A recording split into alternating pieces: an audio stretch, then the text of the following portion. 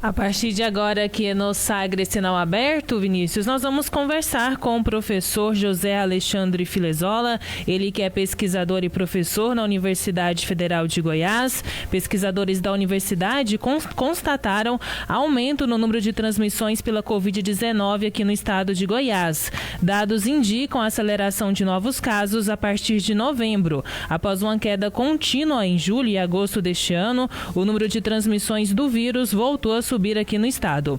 A constatação é do grupo de modelagem da expansão da Covid-19 em Goiás, que observaram a mudança de padrão da estimativa a partir do início de novembro. Então é sobre esse assunto que nós vamos conversar a partir de agora com o professor e pesquisador da UFG, José Alexandre Filezola. Professor, bom dia, obrigada pela sua disponibilidade de conversar com a gente aqui no Sagres Sinal Aberto. Bom dia, Jéssica. Bom dia, Sleide. Tudo bem? Bom dia a todos os ouvintes. Bom dia.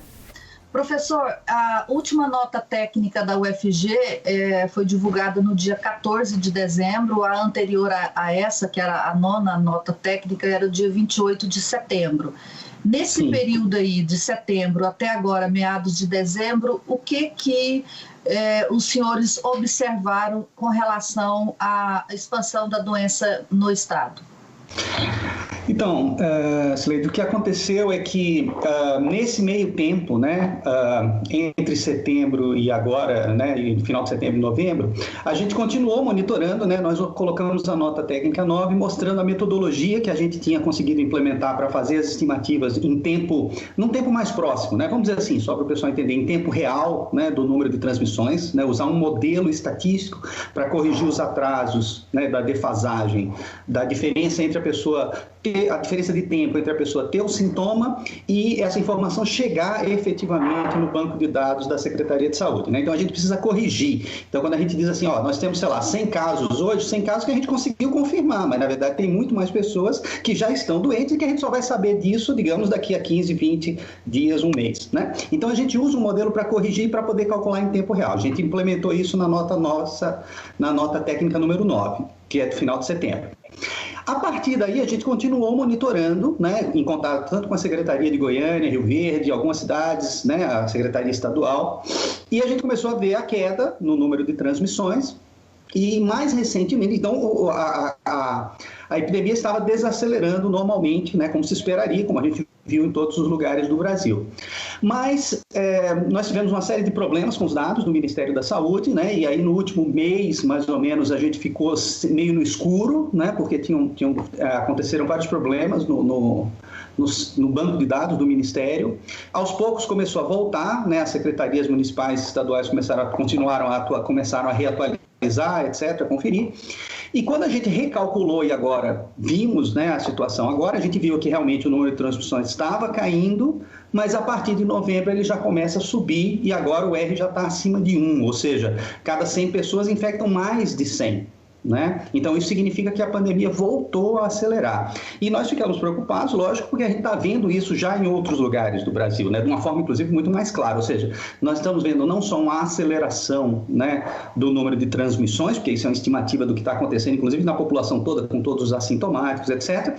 Em outros lugares a gente já vê um aumento enorme no número de hospitalizações, no número de óbitos, que ainda não é uma coisa que a gente está vendo, que está chamando a atenção aqui ainda, né? Mas o que nós estamos fazendo é um alerta de que nós já estamos observando a aceleração. Tá? Pois qual foi esse crescimento aí? Porque qual que era o R lá em setembro e qual que é o R agora? E ele está maior em quais municípios? Olha, em setembro, até setembro, ele já estava começando a ficar abaixo de 1, né? Hoje, quando a gente consegue atualizar os dados, a gente vê em setembro ele estava abaixo, começando a ficar abaixo de 1, estava ali por volta de 1, continuou caindo. Em Goiás, ele deve ter chegado até 0,8, 0,75, de uma maneira geral. E depois ele começa a acelerar de novo, né? A partir do final de outubro, início de novembro, tá certo? A estimativa para os municípios é um pouco mais complexa, né? Porque tem os intervalos de confiança são maiores, mas, por exemplo, Formosa chama a atenção da gente, algumas regiões do entorno, Catalão também chama a atenção da gente, né? E em termos de velocidade, ou seja, está crescendo muito rápido, né? Na realidade, Catalão, por exemplo, Formosa também, mas Catalão principalmente, a gente consegue ver a aceleração mesmo sem fazer essa correção estatística que eu comentei com você, né? Agora, a preocupação é sempre Goiânia, eu tenho a impressão, né? Na minha cabeça, a preocupação é sempre Goiânia, inclusive, porque o volume de casos é maior, né? Goiânia, Aparecida, Rio Verde, né, que já passou por uma série de problemas, né? Eles conseguem controlar, mas a coisa volta. Porque o R, Cileide, mede a velocidade. Mas se você tem, por exemplo, uma coisa é você ter um R, por exemplo, de 1,5, vamos supor, para as pessoas entenderem, né? Vamos supor que eu tenho um R de 1,5. Então eu tenho 100, vamos supor que eu tenho uma cidade que tem 100 casos, uma cidade pequena que tem 100 casos. Na semana que vem, né, mais ou menos o tempo, né, do vírus se transmitir em média para as outras pessoas, a gente vai ter 150 casos. Agora, imagina, né, então eu tinha 100, passo para 150. Agora, imagina uma outra cidade muito maior em que eu tenha 1.000 casos e eu tenho um R só, entre aspas, de 1,2. Na semana que vem eu vou ter 1.200 casos. Tá? Então, o R é uma medida, vamos dizer assim, proporcional, relativa.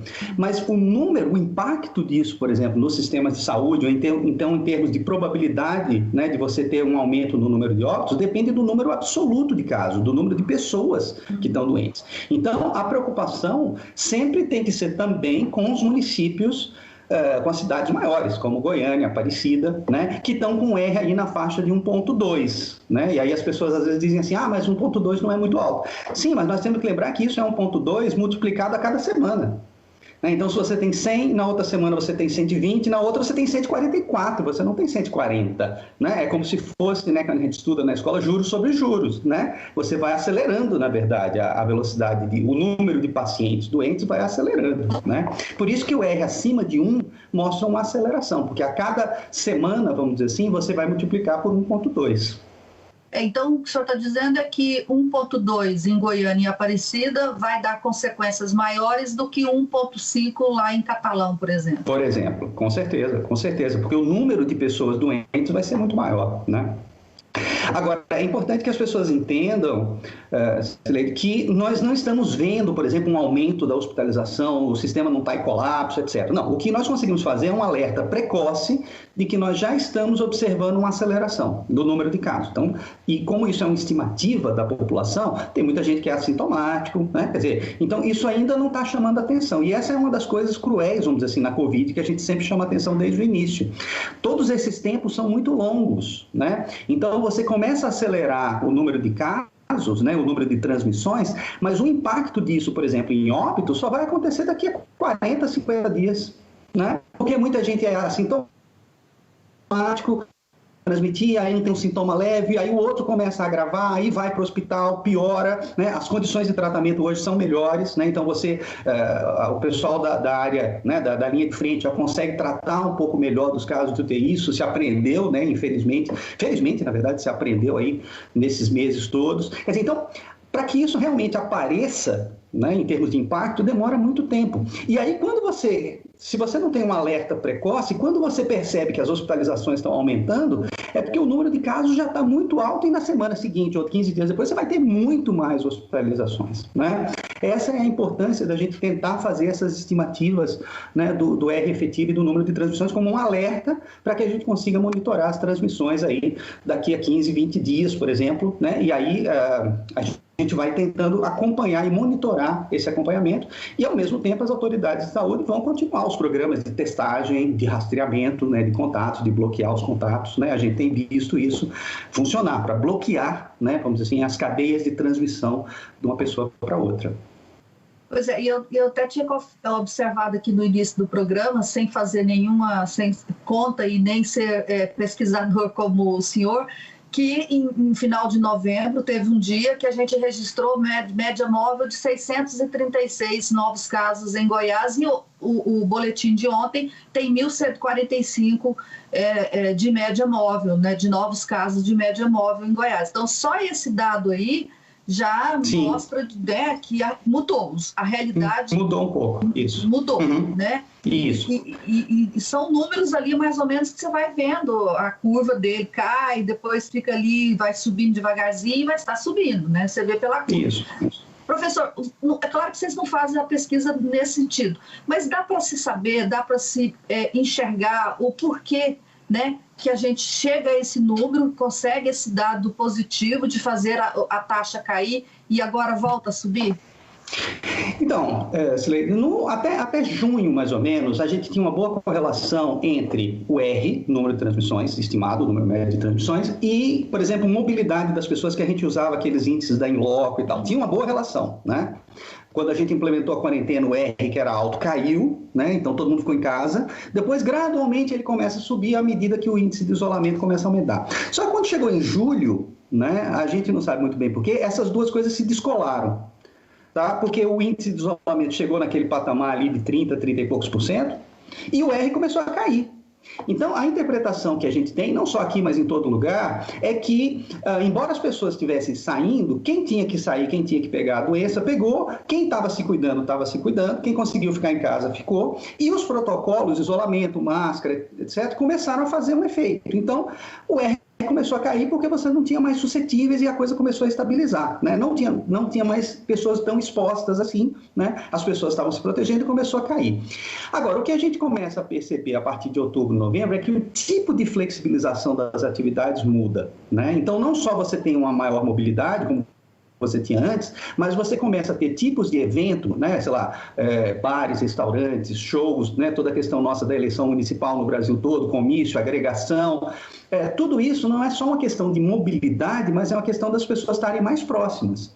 Então, ao mesmo tempo também, alguns relatos, embora a gente não tenha isso numérico, né, sugere que as medidas de protocolo, de máscara, etc., o pessoal começou a relaxar um pouco também, né, não sei, mas, de qualquer maneira, mesmo que os protocolos estivessem funcionando, se você agrega, eventualmente o número de transmissões começa a aumentar, né, quer dizer, a eficiência das máscaras, das medidas de higiene não é 100%, né, ela até, hoje a gente acha que essas medidas funcionavam melhor do que a gente achava antes, né, no início da pandemia, mas não está longe de ser, vamos dizer assim, 100% eficiente. Então, se você aumenta a probabilidade de agregação das pessoas se encontrarem muito, ficarem muito juntas, etc., de repente, né, as coisas começam a aumentar. E é isso que a gente está vendo no Brasil todo, né? Então, eu acho que o tipo de medida, né, o tipo de flexibilização que aconteceu a partir de setembro, outubro, novembro, muda o perfil de transmissões, né?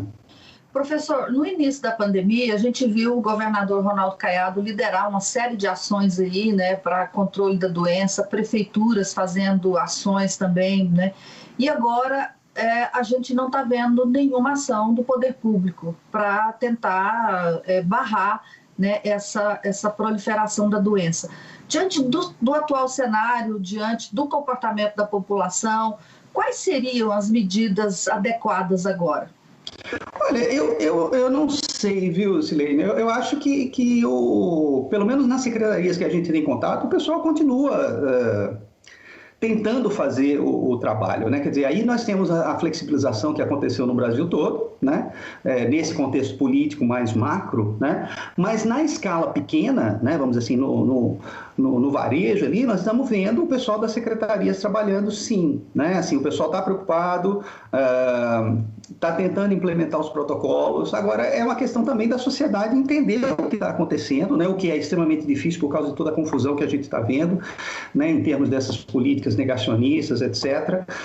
Então, assim, a impressão que a gente tem, né, vamos dizer assim, em contato com as secretarias é que, por exemplo, Goiânia, que a gente acompanha, né, mais de perto, porque está aqui mais próximo da gente, o pessoal continuou o tempo inteiro fazendo aqueles programas, né, nos bairros de fazer diagnóstico, né, testagem em massa, já isolar as pessoas, dar atestado de saúde para né, atestado médico para quem estava doente.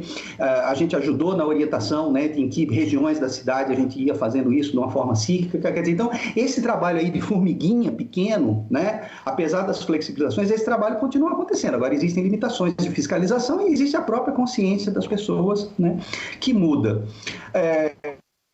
Agora, a gente vai ter que esperar e ver o que vai acontecer, porque, como eu falei para vocês, isso é um alerta no sentido de velocidade. O número de hospitalizações, pelo que eu consigo observar no portal da Secretaria, está estável estável, alto, né? Quer dizer, então deveria estar caindo, a tendência é que estava caindo, mas agora ele estabiliza, o que é um mau sinal, porque ele deveria estar caindo, e ele não está caindo exatamente porque o R está subindo. Daqui a pouco a gente já começa a ver um aumento da hospitalização e, eventualmente, um aumento dos óbitos, dependendo do perfil, né, das pessoas que estão se contaminando. É o que a gente está vendo já no Sul e Sudeste, né? Então, a gente sempre teve, desde o início, um pouquinho atrás, né, da pandemia em relação ao Sul e ao Sudeste, né? Mas agora tudo isso vai chegar mais rápido, né? Porque a coisa já está aqui, né? Então, assim, eu acho que a gente vai ter que esperar um pouco, mas a gente já está vendo que... hoje a gente soltou uma nota, né? Eu faço parte do Observatório Brasil, que é liderado pelo pessoal da USP, da Unesp, lá em São Paulo, e hoje saiu uma nota, né, já mostrando e a gente chamando a atenção de que é preciso que o poder público fique mais atento, né, e analise a situação em cada lugar para tentar bloquear essas ações, né? E aí, voltando à tua pergunta anterior, a questão é sempre bloquear essas atividades que geram aglomeração. Ninguém está falando em fechar tudo. Agora, tem que se investir em testagem, tem que se investir em rastreamento, né, de contatos, isolar os casos, identificar os casos da forma mais precoce possível, né, rastrear quem são os contatos. Para isso, a gente precisa de uma equipe legal de vigilância, né, e evitar aglomeração, né? Então, do jeito que a gente está vendo, né, agora nós vamos ter as festas de final de ano, quer dizer, então, tanto o comércio quanto o setor empresarial, bares, restaurantes, essas atividades que geram mais aglomeração, a gente tem que ficar de olho, porque a coisa, né, o fator, né, parece sempre ser esse. Tonto? Cileide e ouvintes e professor, eu tenho só um questionamento, que é o seguinte: o que ao longo dessa pandemia foi a maior lição nesse controle, nessa tentativa de previsão, de observação do número de óbitos, do número de casos confirmados, dessa proporção? Qual foi a maior lição pelo olhar acadêmico e qual seria o maior aprendizado que nós vamos ter nesse monitoramento que vai servir para outras doenças, por exemplo?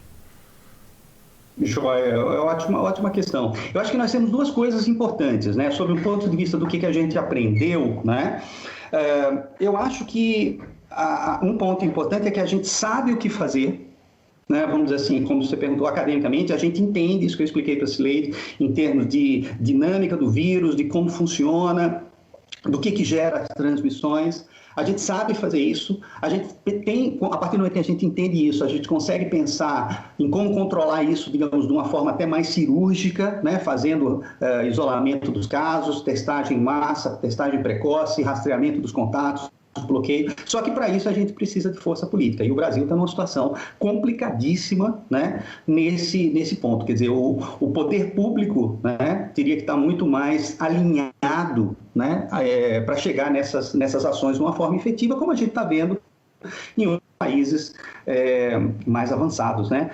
Esse dia saiu uma reportagem, por exemplo, sobre o pessoal do Uruguai, que fez uma coisa fantástica, né? Um pesquisador, inclusive, do Uruguai, que desenvolveu uma testagem rápida e fez um trabalho fantástico, e o Uruguai conseguiu controlar muito bem. Quer dizer, então, no primeiro momento, lá em março, né, a medida mais fácil era realmente fechar tudo, né? E é a primeira, vamos dizer assim, coisa mais intuitiva, né, no mundo todo, foi isso que aconteceu. Hoje a gente não precisaria talvez fazer isso, mas para isso a gente precisa ter a situação sob controle. Então, o que acontece? Se, por exemplo, a gente começa a deixar isso acontecer, por exemplo, fazer isolamento de casos, rastreamento, etc., é viável quando você tem uma epidemia sob controle, com números relativamente pequenos. Se você está num surto, né, num pico, isso tudo fica muito difícil. Aí por isso que você tem os lockdowns, as quarentenas. Então a gente não pode deixar chegar nesse ponto. E aí a segunda lição, né, é que eu já expliquei para a Cileide antes, é que tudo isso é muito demorado, né? A coisa cruel da pandemia, dessa virose, é que é tudo muito lento. Então, quando a gente percebe, se a gente não tiver esses alertas, né, não tiver os modelos, não tiver as análises, quando a gente percebe esse crescimento, vamos dizer assim, no dia a dia, né, em termos do que a gente consegue enxergar mais facilmente, a coisa já está muito ruim, né? Então, isso foi um aprendizado bem interessante, a gente tentar conseguir maneiras de lidar com, conhecer o estado da epidemia em tempo real, vamos dizer assim. Isso é muito complicado, a gente não é 100%, a gente tenta, mas foi um grande aprendizado, né? Professor, muito obrigado pela sua disponibilidade. Tem uma ótima quinta-feira e como já são 8h01, ótima aula para o senhor também. Obrigado também. Valeu, gente. Obrigado. Nós conversamos com o pesquisador José Alexandre Filizola, ele analisando aí os dados, né, nos orientando um pouco sobre esses dados da Covid, como os rumos que apontam o monitoramento, a modelagem, o grupo de modelagem da expansão da Covid em Goiás. Agora são 8h mais 2 minutos.